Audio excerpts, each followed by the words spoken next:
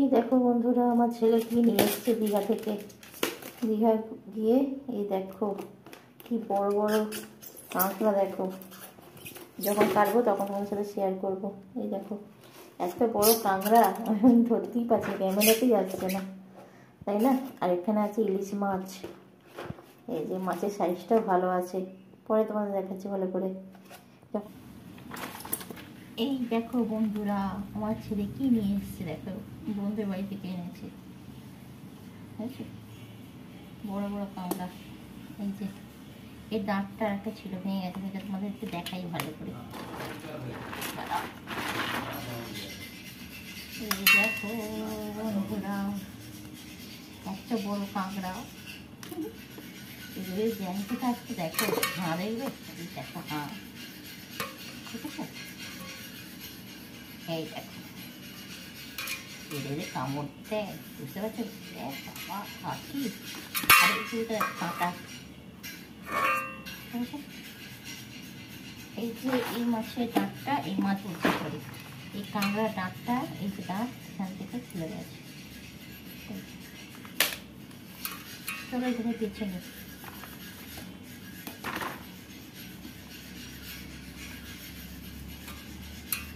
কাঁকড়া খেতে ভালো লাগে বলো তো? চলে এসো আমাদের বাড়ি, কাঁকড়া হবে। ভালো মাংস আছে কাঁকড়াগুলো।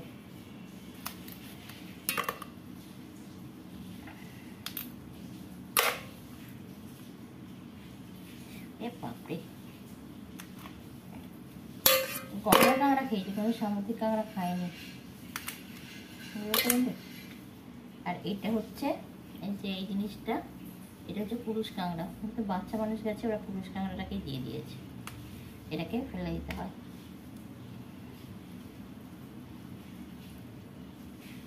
আরে এটাকে এইভাবে ধরে ছাড়াতে হয়। দেখো, ধরে ছাড়ানো হয়ে গেল। প্রচুর দিয়ে আছে, এগুলোকে পরিষ্কার করে নেব।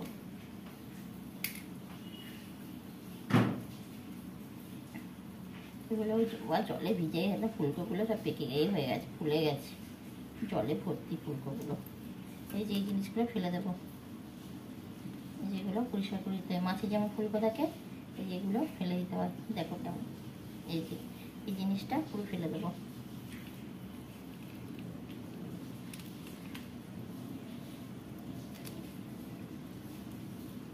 কাঁকড়া, তাই না?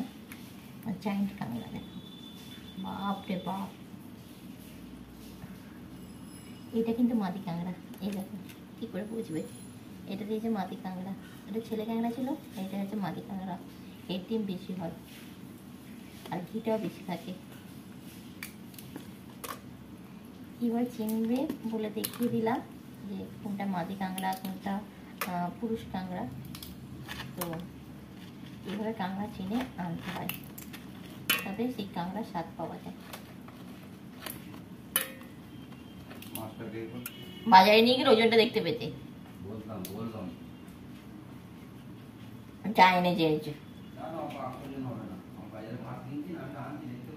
800 ওজন হয়নি, কত ওজন হয়েছে ও নিজেও জানে না, বলতে পারবে না।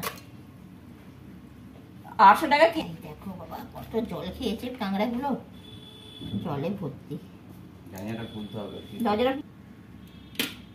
প্রচুর ডিম আছে, এই ঘি আছে প্রচুর কাঁকড়া গুলো। এই দেখো ইলিশ, কতটা চওড়া বেশ। তবে তুমি যে বলছো ইলিশটা যাই হোক, তবে ইলিশটা তো খাঁটি ইলিশ এনেছে, গন্ধ আছে, ইলিশটা খাঁটি। ইলিশ মাছটা আমি এবার কেটে নেব, ঠিক আছে? ওখানে পাগনাগুলো কেটে নিচ্ছি। প্রথমে কাঁকড়া ছাড়ানো হয়ে গেল, এবার ইলিশ মাছটা এবার কেটে নেব। প্রথমে আঁশ ছাড়িয়ে নেব, খুব আস্তে আস্তে আঁশ ছাড়াতে হবে, কারণ চারদিকে ছিটকে যাবার ভয় আছে।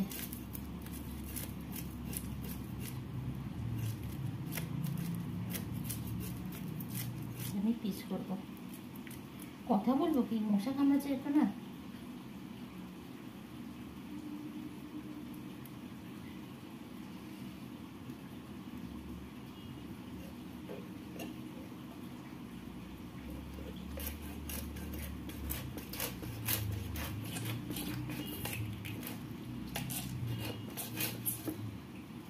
রক্ত দেখো বন্ধু, আর টাটকা মাছ পুরো উড়ে যাচ্ছে, দেখেছো রক্ত দেখো,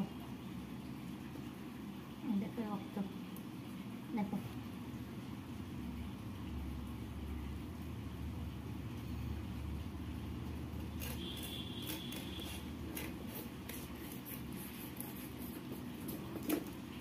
মাখন পিস,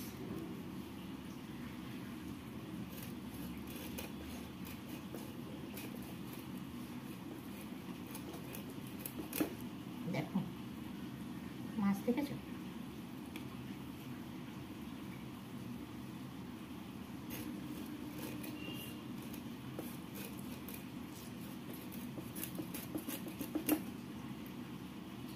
সাইজ দেখো। বলেছিল রিং পিস করবো, রিং পিস করতে বলে গেছে, মানে পেটি বার করলে ভালো হতো।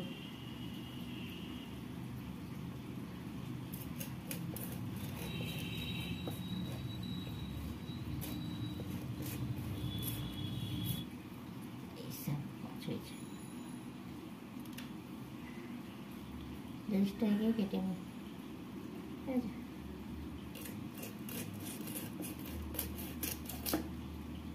লেজের সাইজটা দেখো কতটুকু করলাম।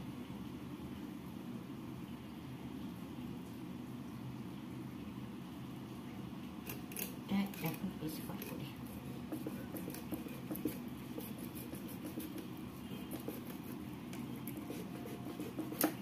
রুটিটা ধার নিব, জন্য টেনে রাখা পিস বেরোচ্ছে আমার।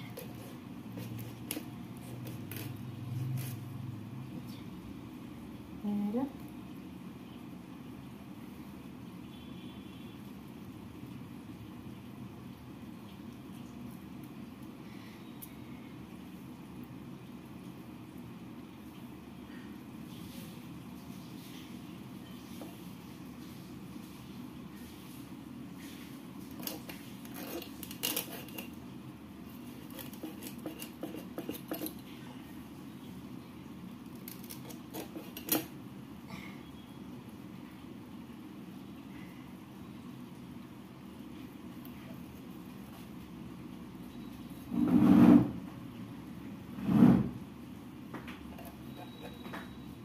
কোথায় জল পড়ছে কত,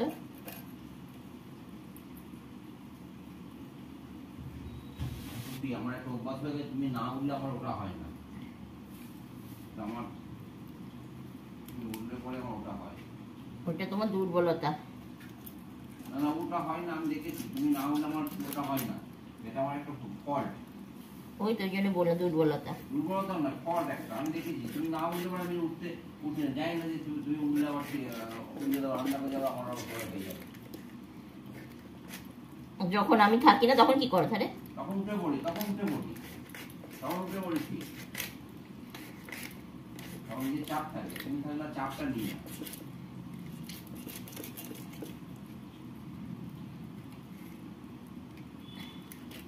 এই হলো মাছের পিস, ভালোই হয়েছে, অনেকগুলো পিস হয়েছে, 12টা পিস। আর এখানে আছে কাঁকড়া, কাঁকড়াগুলো বসে করি। চলো আর পরে দেখা হবে।